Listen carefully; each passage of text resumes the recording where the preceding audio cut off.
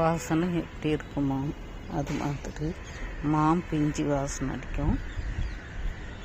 அது குழம்பு வைக்கிறதுக்கு பயன்படுத்தலாம். மெயினாக ஊறுகாய் போடுறதுக்கு இது சூப்பராக இருக்கும்.